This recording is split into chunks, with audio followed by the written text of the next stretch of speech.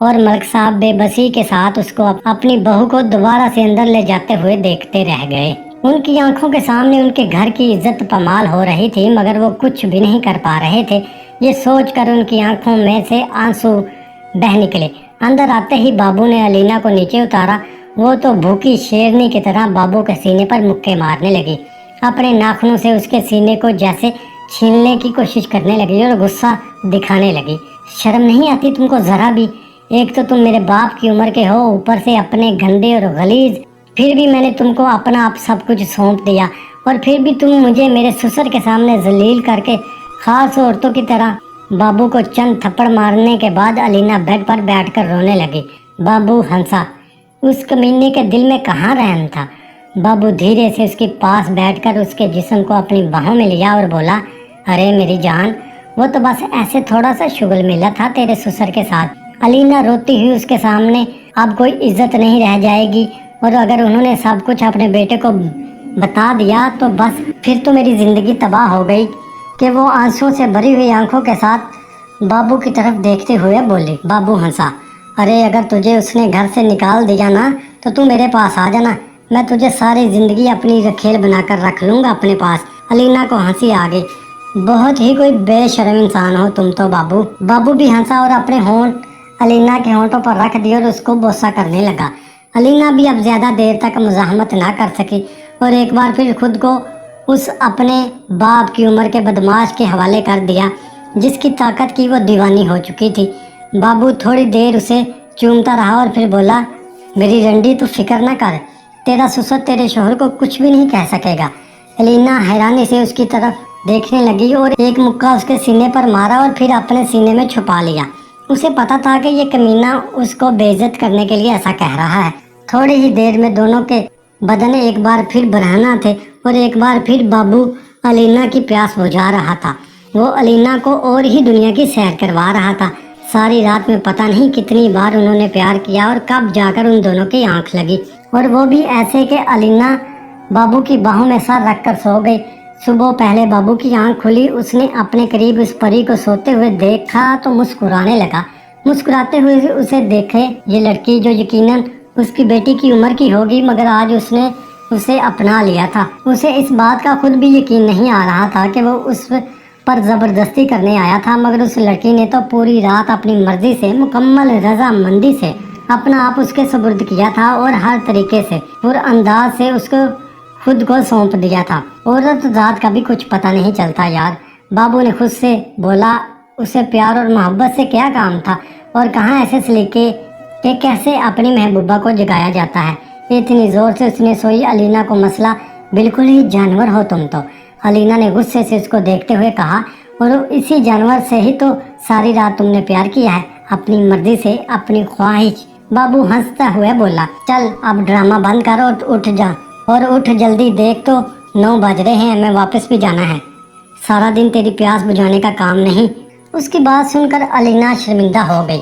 मैंने कब कहा कि तुमको रोकने को? जाओ, अभी के अभी जाओ, अब अपना काम हो गया है तो जाओ। बाबू उसे एक झटके से अपनी बाहों में खींचकर बोला, अरे तेरा काम भी तो पूरा करके ही जा रहा हूँ ना, अच्छे से तेरी प्यास बुझा दी है, अभी भी गर्मी है क्या? तुमसे तो बात करना ही फजूल है। अलीना शर्मिंदा होते हुए उठी और बाथरूम में जाते हुए अलीना बाथरूम से बाहर आई तो उसके बाबू ने उसे वही रात वाली शर्ट पहनाने को दी। अलीना अब बिना कोई एतराज किए वो शर्ट पहन ली जो उसकी बाबू ने फिर से वही टावल अपने निचले जिस्म पर पहना और उसे लेकर बाहर आ गया। मलिक साहब और शीदा भी जाग चुके थे। बाबू ने अलीना को जाकर नाश्ता बनाने को बोला। नाश्ते से फारग होकर बाबू ने मलिक साहब से चकली खवाया और बोला कि अभी जब तक शीदा पैसे लेकर नहीं आ जाएगा तब तक मैं यहीं रुकूंगा। उसने शीदे को बैंक भेजा, मलिक साहब के पास खुद रहा और खुद घर में अलीना और मज़े से चाय पीने लगा। अलीना भी उसके सामने ही थी, अपने ससुर जी के पास चाय का कप लेकर बैठी हुई थी। बाबू अभी तक उसी टावल में था। मलिक साहब के हाथ पैर अभी भी बंधे हुए थे। अलीना रात को 1000 बार उससे मिल चुकी थी, मगर अपने ससुर जी के सामने वो ये सब कुछ नहीं करना चाहती थी। बाबू ने उसकी मज़ाहमत की परवाह किए बिना ही उसके लबों पर अपने लब रखे और उसको चूमने लगा। उसके लबों को चूसते मलिक साहब को कभी तो अपने बहू की तरफ देखते और कभी शर्मिंदगी से ने अपनी नज़रें झुका लेते। बाबू को शरारत सूझी तो वो अलीना को मलिक साहब वाले बड़े सोफे पर ही ले आया। अब उसने अलीना की शर्ट के पहले प्ले स्ट्रेच नीचे खींचे और अलीना के सीने को बरहना कर दिया।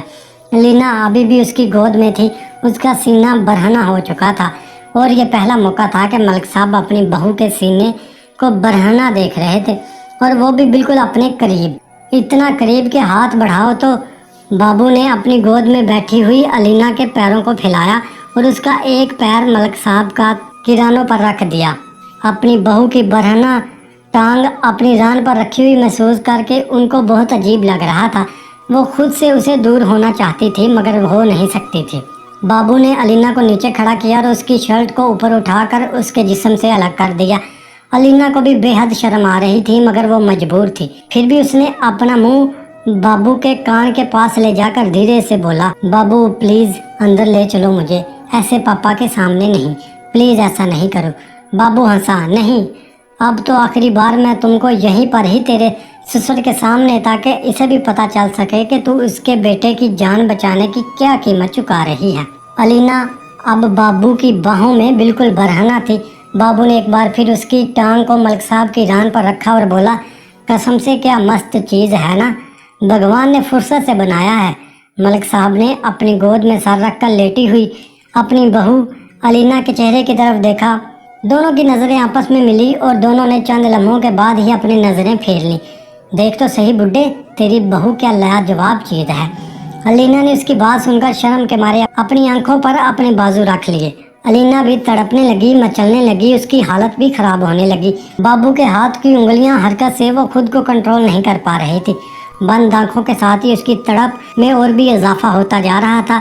उसका सर उसके ससुर की गोद में मचल रहा था, इधर उधर हरकत कर रहा था। वो बंद आंखों के साथ खुद को ऊपर नीचे उठाने की कोशिश कर रही थी ताकि बाबू की उंगली अंदर गहराई तक चली जाए और उसकी प्यास बुझ सके। अलीना तड़प रही थी, अपने जिस्म को तेज तेज हरकत दे रही थी। उसने अपना हाथ मलिक साहब के बाजू पर रखा और उनके बाजू को मजबूती से पकड़ लिया। वो सिसकी, पापा जी प्लीज माफ कर दे। मलिक साहब को भी साफ महसूस हो रहा था कि उनकी बहू इस गुंडे के हाथों में अपनी मंजिल को पहुंच रही है। अलीना को पता नहीं क्या हुआ, या वो उस वक्त कुछ भी सोचने की हालत में नहीं थी, बुरी तरह से तड़प रही थी।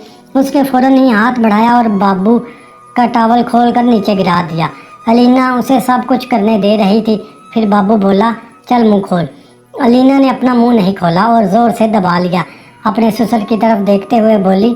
बाबू को गुस्सा आया, उसने एक थप्पड़ दे मारा। वो दर्द के मारे तड़प उठे। मलिक साहब भी हैरानी से उसको देखने लगे।